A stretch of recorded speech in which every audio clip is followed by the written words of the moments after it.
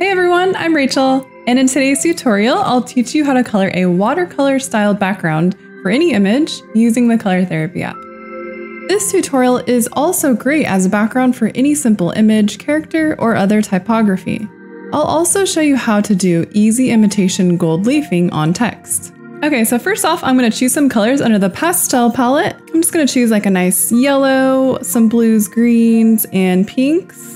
And then go to the palette next to it under Vibrant and set that to solid, choosing a nice bright vibrant pink as well as a blue. Under the manual mode, select Smudge tool. Let's set the size and opacity to about 100. And first, just using those lighter pastel colors, begin to add in some color directly into the background. I'm just kind of blending them together here.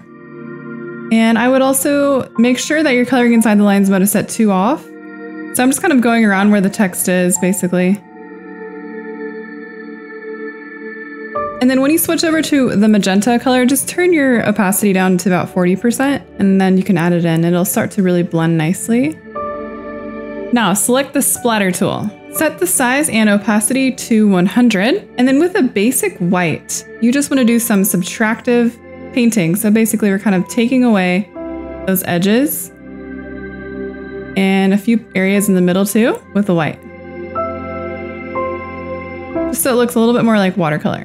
Now you can also do another layer or two of colors if you want. Just switch back to the smudge tool and just blend it in more here and there, just as you like. So I'm kind of just softening those white edges a little bit. Now switch over to the marker tool. Let's set the opacity to 100 and the size to 28. And with white again, we're gonna do some more subtractive edges. So you can see here, I'm just taking away a few edges. I'll just zoom in so you can see better.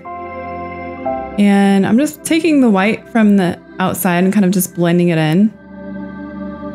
So it looks kind of like how the watercolor is drying on the paper. And it has kind of rough edges. So I'm just using my finger in a back and forth motion.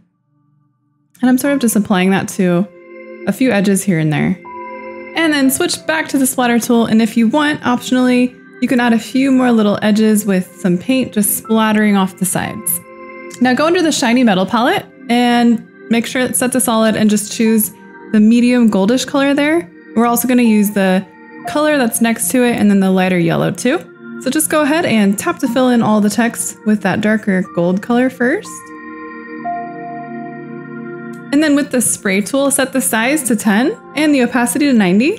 And with coloring inside the lines mode set to on, begin to spray in the middle letters of each word.